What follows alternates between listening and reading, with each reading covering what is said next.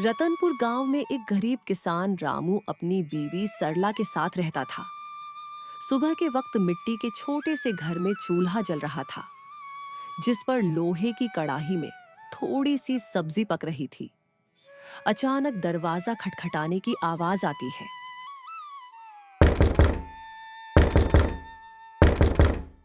अरे इतनी सुबह सुबह कौन इतने जोर जोर से दरवाजा पीट रहा है?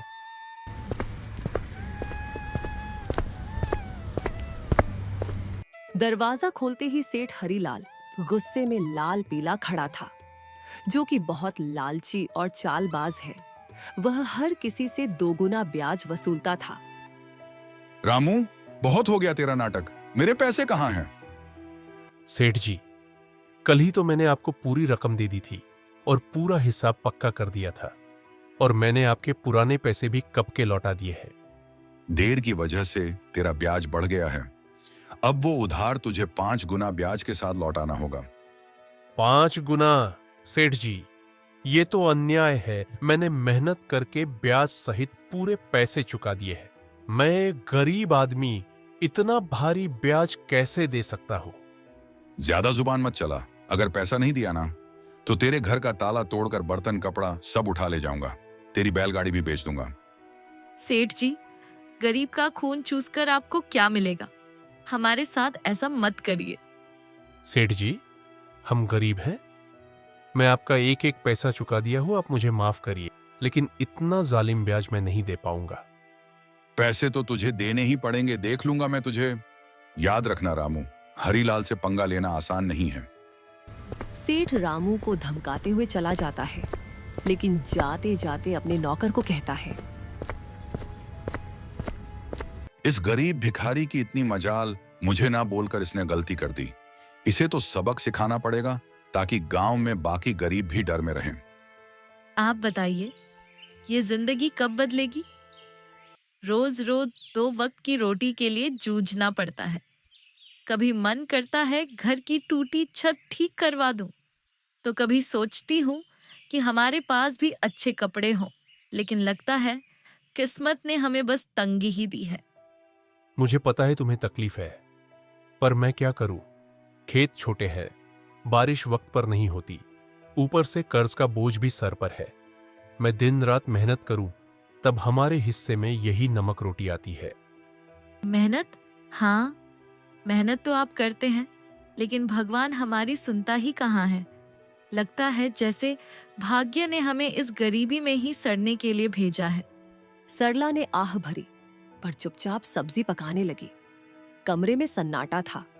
रामू ने मन ही मन ठान लिया, आज खेत में चाहे जान निकल जाए, पर घर लौटकर कुछ ऐसा लाऊंगा जिससे सरला के चेहरे पर मुस्कान आ जाए। रामू को नहीं पता था कि आज का दिन उसकी जिंदगी की सबसे बड़ी कहानी की शुरुआत करने वाला है। सुबह के वक्त रामू खेत जाने के लिए घर से निकल रहा है। सुबह की हल्की हल्की धूप खेतों पर पड़ रही थी। सरला के मन में आज कुछ हलचल सी चल रही थी। रामू रोज गांव के बीच से होकर जाने वाला रास्ता मंदिर के पास से गुजरता था। रामू रोज इसी रास्ते से जाता था, क्योंकि यही सबसे छोटा और आसान रास्ता था। मंदिर में उस वक्त बस पुजारी ही थे, जो सफाई कर रहे थे। प्रणाम पंडित जी, कैसे हैं आप? तबीयत ठीक है ना आपकी? हाँ बेटा, सब अच्छा है। भगवान का आशीर्वाद तुझ पर हमेशा बना रहे। पुजारी से बात करके रामू अपने खेत की तरफ निकल जाता है। उसी शाम गांव का सबसे अमीर सेठ हरीलाल अपने नौकर के साथ बैठा था। वह बहुत लालची और चालाक था। उसके मन में एक खतरनाक योजना पनप रही थी। सेठ हरीलाल अपने बड़े से घर में खाट पर बैठा पान चबा रहा था। पास में उसका नौकर कालू खड़ा था। अरे कालू, सुन, मंदिर के गहनों को देखकर मेरा जी ललचा गया है। कल रात मंदिर में जो सोने चांदी के गहने हैं ना, वो मेरे घर में होने चाहिए। गांव वाले मेरी इज्जत करते हैं, लेकिन पैसा और बढ़ाना है मुझे। सेठ जी, पर यह तो पाप का काम होगा।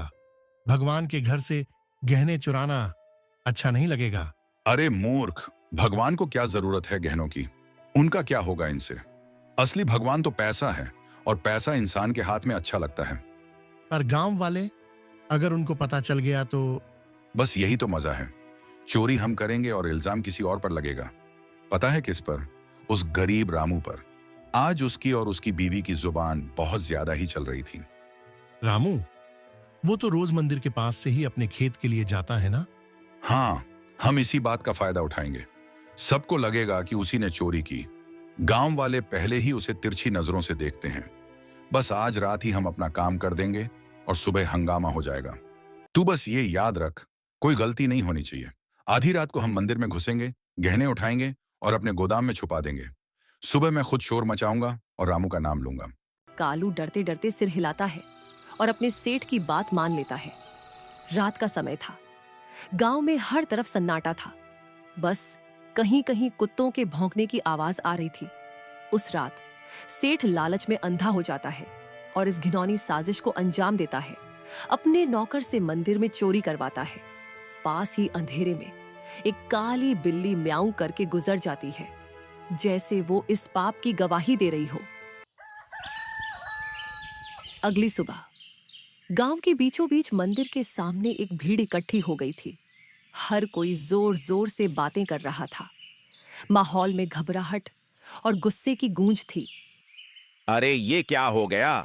मंदिर के सारे सोने के गहने रातों रात गायब हो गए। इतना बड़ा अपशकुन, भगवान के गहने चुरा ले गया कोई। ये तो बहुत बुरी बात है।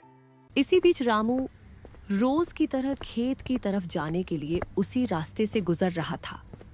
भीड़ देखकर वो रुक गया और पास आ गया। अरे क्या हो गया भाई लोग? इतनी सुबह सुबह ये भीड़ किस बात की है? अरे रामू, तूने सुना नहीं? मंदिर में चोरी हो गई। भगवान के सारे गहने कोई उठा ले गया। रामू ये सुनकर चौंक जाता है। भीड़ में खड़ा सेठ जो असल में चोरी किया था, वह बहुत मासूम बन रहा था। पंडित जी, आप बताइए, कल रात तक तो गहने मंदिर में थे, फिर अचानक कौन ले गया? आप बताइए पंडित जी, क्या आपने मंदिर के आसपास किसी को आते जाते देखा है? आपको किसी पर शक है क्या?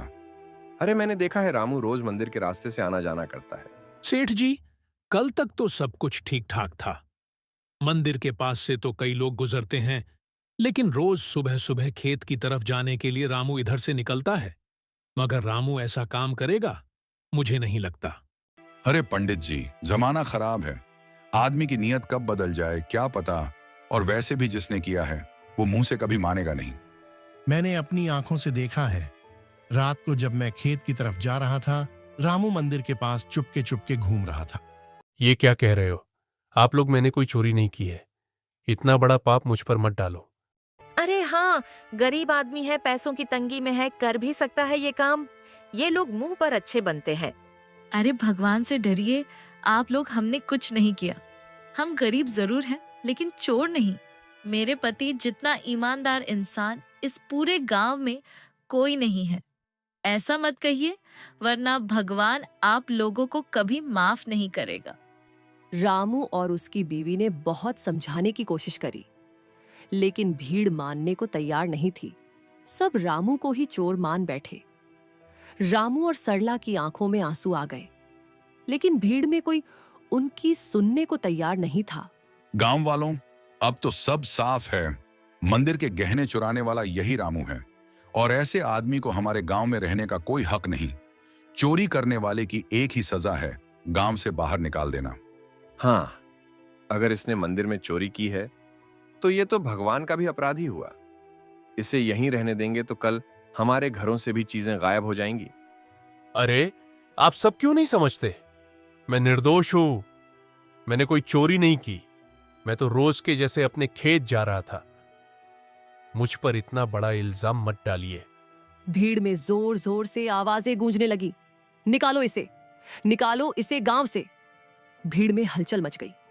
लोग एक दूसरे से कानाफूसी करने लगे। रामू और सरला की आंखों में आंसू भर आए। उन्होंने कई बार सफाई देने की कोशिश की, लेकिन किसी ने उनकी नहीं सुनी। सबने मिलकर उन्हें गांव के बाहर निकल दिया। रामू और सरला मजबूर होकर गांव छोड़कर चले गए। रामू और सरला रोते रोते गांव छोड़ चुके थे। गांव के बाहर एक सुनसान जगह पर टूटी फूटी झाड़ियों और कंटीली झाड़ियों के बीच एक पुरानी पड़ी झोपड़ी मिली। मजबूरी में वही उनका नया घर बन गया। सुनिए जी, ये जगह कितनी सुनसान है। न पास में कोई इंसान, यहाँ आसपास की झोपड़ियों में कोई रहता भी नहीं है, न खाने को कुछ। अब हम क्या करेंगे? क्या करें सरला, जब अपना गांव ही हमें ठुकरा दे तो कहीं और सहारा ढूंढना पड़ता है। यही हमारी तकदीर है। मैं तो ये सोच रहा हूं आखिर चोरी की किसने है और इल्जाम मुझ पर डाल दिया गया। मैं असली चोर का पता लगा कर रहूंगा। दिन ढल गया। सरला रोते रोते सो गई। रामू सारी रात परेशान बैठा रहा। अगली सुबह जब रामू उठा तो उसने देखा कि सरला रो रो कर भूख से कमजोर हो गई है। सरला, तुम यही रहो, मैं कुछ खाने के लिए लाता हूं, फिर अपने खेत जाऊंगा। दूसरे गांव से होते हुए तुम दरवाजा अंदर से बंद करके आराम करो। इतना कहकर रामू जंगल की ओर चल गया। रामू ने सरला को कुछ फल और आसपास की नदी से पानी लाकर दिया। रामू दूसरे गांव से होते हुए अपने खेत जाने के लिए निकल गया। अचानक घने जंगल में सामने से एक साधु बाबा प्रकट होते हैं। उनकी लंबी दाढ़ी और वस्त्र उन्हें अलग ही आभा दे रहे थे। रामू उनके पास गया। बेटा, तू कौन है? तेरे चेहरे पर चिंता की रेखाएं साफ दिख रही हैं। बाबा, मैं इस गांव का ही रहने वाला हूं, पर अब गांव वालों ने मुझे निकाल दिया है। सब लोग मुझ पर चोरी का झूठा इल्जाम लगा रहे हैं। मैंने कोई चोरी नहीं की, पर मेरी कोई बात मानने को तैयार नहीं। रामू रोते रोते साधु बाबा को पूरी कहानी बताता है। सेठ का कर्ज, गांव वालों का इल्जाम और मंदिर से चोरी की घटना। बेटा, तेरी आंखों में छल नहीं है। तू सच्चा और साफ दिल का इंसान है। तेरी पीड़ा मैं समझ सकता हूं। ये दुनिया अक्सर गरीब पर झूठा इल्जाम लगा देती है, पर चिंता मत कर, भगवान न्याय करते हैं। असली चोर जल्द ही सामने आएगा, ये मेरा आशीर्वाद है। पर बाबा, कैसे? सब मुझे ही दोषी मान रहे हैं। गांव छोड़कर मैं और मेरी पत्नी यहां भूखे प्यासे पड़े हैं। कोई मेरी बात मानने को तैयार नहीं है। मैं कैसे साबित करूं कि मैं निर्दोष हूं?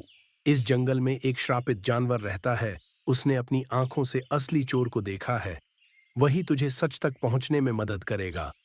पर ध्यान रहे, उस जानवर को ढूंढना आसान नहीं है। उसके पास जाना होगा, उसका विश्वास जीतना होगा, तभी वह तेरी मदद करेगा। श्रापित जानवर बाबा, वो कौन है? मैं उसे कैसे ढूंढूं? यहां जंगल में तो बहुत से जानवर हैं। वह एक श्रापित काली बिल्ली है। सच ये है कि उसकी आंखों ने वह दृश्य देखा है जो किसी और ने नहीं देखा। जा बेटा, उस जानवर को ढूंढ और उससे मदद मांग। वो बिल्ली तेरी जिंदगी बदल देगी। भगवान तेरा साथ देंगे। जा बेटा, सत्य की शक्ति तेरे साथ है। साधु बाबा रामू को आशीर्वाद देकर अचानक गायब हो गए। रामू समझ गया था कि ये भगवान की लीला है। रामू तुरंत ही बाबा के बताए अनुसार उस बिल्ली को ढूंढने के लिए निकल गया। जंगल का सन्नाटा, पत्तों की सरसराहट। रामू थका हारा, भूखा प्यासा उम्मीद के सहारे इधर उधर भटक रहा था। उसने पूरा जंगल छान मारा, पर उसे वो काली बिल्ली कहीं नहीं मिली। दिन ढलने को आया। रामू अब निराश होकर अपनी झोपड़ी की तरफ जा रहा था। अचानक तभी उसकी नजर एक काली बिल्ली पर पड़ी। बिल्ली की चमकती आंखें दो अंगारों जैसी दिखाई दे रही थीं। ओ बिल्ली रानी, क्या तुम वही हो जिसके बारे में साधु बाबा ने कहा था? क्या तुमने उस रात देखा था असली चोर कौन है? मां बिल्ली, क्या तुम मेरी मदद करोगी? मुझ पर झूठा इल्जाम लगाकर गांव से निकाल दिया गया है। क्या तुम सच जानती हो? मुझे बता दो, असली चोर कौन है? बिल्ली उसकी आंखों में देखती है रामू का साफ दिल और अच्छी नीयत देखकर जैसे उसे सब समझ आ गया हो। अचानक बिल्ली की आंखों से एक अजीब सी चमक निकलती है और वह इंसानी आवाज में बोल उठती है। रामू, तुम्हारे साथ बहुत बड़ा अन्याय हुआ है। मंदिर के गहने तुमने नहीं चुराए। असली चोर तुम्हारे गांव का सेठ और उसका नौकर है। दोनों ने मिलकर मंदिर से गहने चुराए और चोरी का इल्जाम तुम्हारे सिर पर मढ़ दिया ताकि कोई शक न करे। सेठ जानता था कि तुम गरीब हो, तुम्हारे पास कोई सबूत नहीं होगा, इसलिए उसने चालाकी से तुम्हें बलि का बकरा बना दिया। क्या? गांव का सेठ, वही जो सबसे धर्म और दान की बातें करता है, और उसका नौकर भी? तो यही सच्चाई है। गांव वालों ने मेरी ईमानदारी पर शक किया और असली अपराधी चैन से सो रहा है। मां बिल्ली, अब मैं क्या करूं? ये सच गांव वालों तक कैसे पहुंचाऊं? समय आने दो रामू, सच को कोई दबा नहीं सकता। मैं तुम्हारी मदद करूंगी। तुम मुझे कल गांव लेकर चलो। मैं वहां जाकर सबको सारी सच्चाई बताऊंगी और तुम्हें निर्दोष साबित करूंगी। रामू को बिल्ली की बातें सुनकर राहत मिलती है। वह घर जाकर सरला को पूरी बात बताता है। अगली सुबह रामू और सरला बिल्ली को लेकर गांव जाते हैं और सबको बुलाते हैं। गांव वालों, आप सबने मुझे चोर बोलकर गांव से निकाल दिया था, पर असली चोर अभी भी गांव में ही बैठा है। आज मेरे पास एक गवाह है जो मुझे निर्दोष साबित करेगा। गांव वालों, सुनो, असली चोर रामू नहीं है। मैंने अपनी आंखों से देखा है। मंदिर के गहने सेठ और उसके नौकर ने मिलकर चुराए हैं। अगर तुम्हें यकीन नहीं होता तो सेठ के घर जाके देखो। मंदिर के गहने वहीं मिलेंगे। अरे, ये बिल्ली बोल कैसे रही है? चलो हम जाकर देखते हैं सेठ के घर गहने हैं या नहीं। वैसे भी सेठ ही हमें हमेशा धोखा देता रहा है। बिल्ली को बोलता देख सब चौंक जाते हैं और गांव के कुछ लोग सेठ के घर जाते हैं। उनको गहने सेठ के घर में मिल जाते हैं। अब पूरे गांव में बातें होने लगी, सेठ चोर है, सेठ चोर है। सब बोलने लगे। सेठ ने चालाकी से अपने नौकर को इशारा करा और सारा इल्जाम नौकर पर डाल दिया। अरे नहीं नहीं, मैं चोर नहीं हूं। ये सब मेरे नौकर की करतूत है। उसने ही चोरी की है। मैं तो खुद हैरान हूं। झूठ मत बोलिए सेठ जी, आप सबसे ब्याज में 4 गुना पैसे वसूलते हो, अब चोरी भी करवा रहे हो। ठीक है, अगर तुम सब कहते हो तो इस नौकर को सजा मैं दूंगा, क्योंकि यही असली चोर है। मुझे इस बारे में कुछ नहीं पता था। सेठ ने पूरे गहने वापस मंदिर में रखवा दिए। अब गांव में उसकी कोई इज्जत नहीं करता है। पूरे गांव वालों ने रामू से माफी मांगी। उन्हें अपनी गलती का एहसास हो गया। सबने पूरे आदर सम्मान के साथ रामू और सरला को गांव वापस बुलाया। रामू और उसकी पत्नी सरला अब वापस अपने घर आ गए थे। शाम का समय, हल्की ठंडी हवा चल रही है। रामू बोलने वाली बिल्ली के साथ खेत की तरफ जा रहा था। मां बिल्ली, आज अगर तुम न होती तो मेरी जिंदगी बर्बाद हो जाती। तुम्हारे ही कारण ही मुझे इज्जत वापस मिली। तुम्हारा बहुत बहुत धन्यवाद। रामू, अब मुझे तुमसे एक आखिरी बात कहनी है। अचानक तेज रोशनी बिल्ली के चारों ओर फैलने लगती है। बिल्ली चमकने लगती है और पल भर में वह एक सुंदर अप्सरा में बदल जाती है। रामू आश्चर्य से पीछे हट जाता है। अरे, ये क्या हुआ? तुम अचानक अप्सरा कैसे बन गई? कौन हो तुम? हाँ रामू, मैं एक अप्सरा ही हूँ। मुझे स्वर्ग से श्राप मिला था। मैं इस श्राप से मुक्त होने के लिए ही धरती पर आई थी। जब तक मैं धरती पर किसी सच्चे और भले इंसान की मदद नहीं करती, तब तक मैं इस बिल्ली के रूप में ही रहती। तुम एक सच्चे और ईमानदार इंसान हो, इसलिए तुम्हें बचाकर मैंने भी अपना श्राप तोड़ दिया। अब मुझे मुक्ति मिल चुकी है। तुम्हारी ईमानदारी और भलाई ने मुझे श्राप से मुक्त कर दिया है। तुम्हारा बहुत बहुत धन्यवाद। रामू, मैं बहुत खुश हूँ। मैं तुम्हें वरदान देना चाहती हूँ। तुम्हें जो चाहिए बेझिझक कहो। रामू की आंखों में चमक आ जाती है। वह भावुक होकर अप्सरा को प्रणाम करता है। देवी, मेरी जिंदगी गरीबी से घिरी हुई है। मैं दिन रात खेतों में मेहनत करता हूं, मगर फसल कभी अच्छी नहीं होती। ऊपर से कर्ज का बोझ है। मेरे परिवार के लिए 2 वक्त की रोटी जुटाना भी मुश्किल हो जाता है। रामू, मैं तुम्हें वरदान देती हूँ, तुम्हारी परेशानी अब समाप्त होगी। जंगल के बीच में एक लाल फूल के पौधे के पास एक चमत्कारी फल का पेड़ है। वह पेड़ स्वर्ग से आया है। उस पेड़ का फल सिर्फ ईमानदार इंसान ही खा सकता है। तुम वहां जाओ और वह फल खाओ। तुम्हारे खेतों में समृद्धि होगी, कर्ज मिट जाएगा और जीवन खुशहाल हो जाएगा। बस याद रखना, तुम हमेशा इसे ही रहमदिल रहना, वरना तुम्हारी जिंदगी वापस वैसे ही हो जाएगी। सुखी रहो रामू, अब मैं चलती हूँ, अपना ख्याल रखना। रामू को वरदान देकर अप्सरा अचानक गायब हो जाती है। रामू जंगल में चारों तरफ उस चमत्कारी पेड़ को ढूंढता है। सूरज ढलने को होता है। थका हारा रामू अचानक लाल फूल के पौधे को देख लेता है। रामू धीरे धीरे आगे बढ़ता है और देखता है कि पौधे के पीछे एक सुंदर चमकदार पेड़ खड़ा है। पेड़ की टहनियों पर सुनहरे फल चमक रहे हैं। रामू श्रद्धा से पेड़ के पास जाता है। हे पेड़ देवता, मुझे अप्सरा ने आपके पास भेजा है।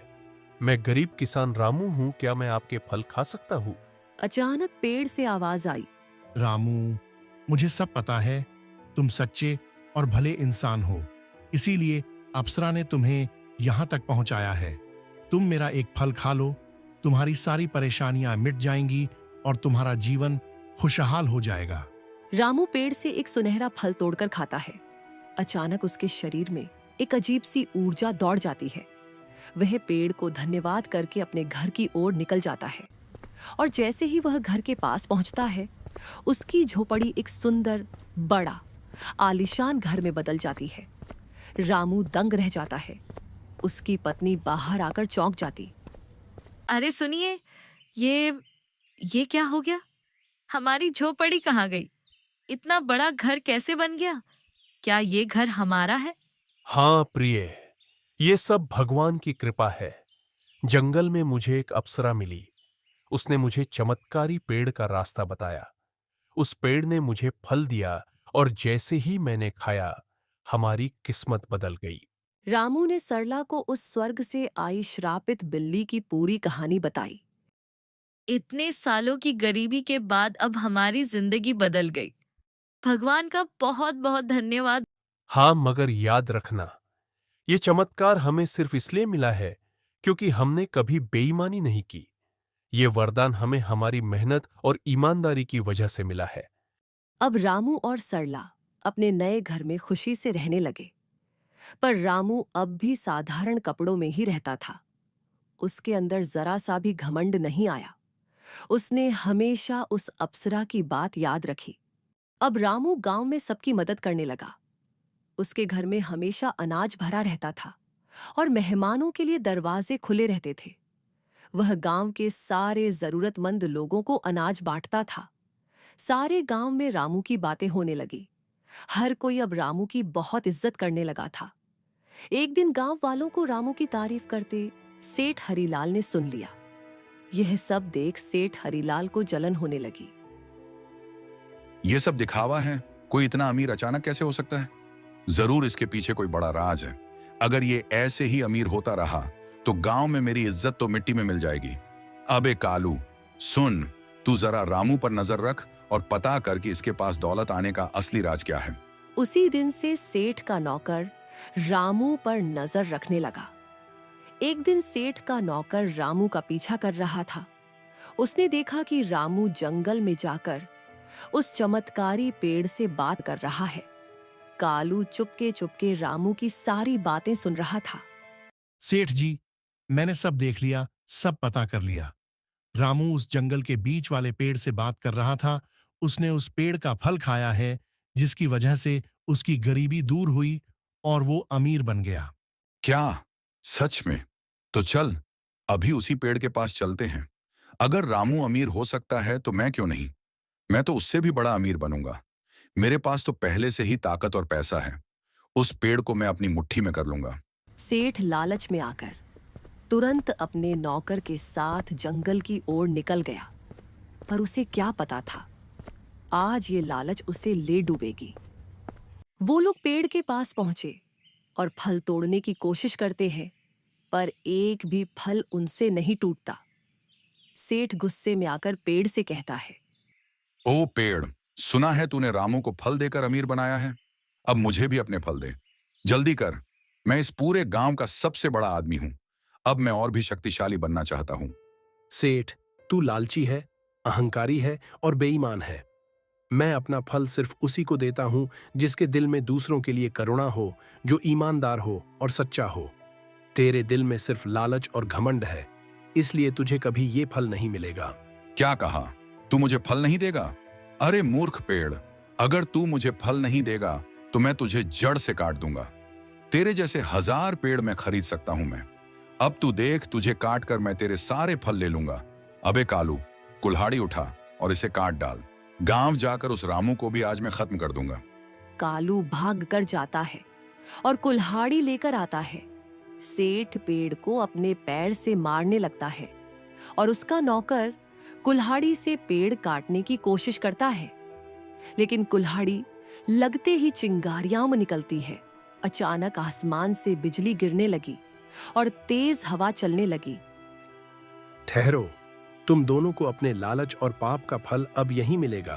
तुम्हें दूसरों की मेहनत और भलाई से जलन थी, अब तुम्हें इसका परिणाम भुगतना होगा। अचानक पेड़ से एक चिंगारी निकलती है। सेठ और उसका नौकर वहीं जलकर राख हो जाते हैं। सच्चाई और ईमानदारी की राह चाहे कितनी भी कठिन क्यों ना हो, अंत में जीत हमेशा अच्छाई की ही होती है। लालच और बेईमानी इंसान को कभी सुख नहीं दे सकते। भगवान भी उसी का साथ देते हैं जिसका दिल साफ हो और जो दूसरों की मदद करता है। इसलिए हमें हमेशा नेक रास्ते पर चलना चाहिए।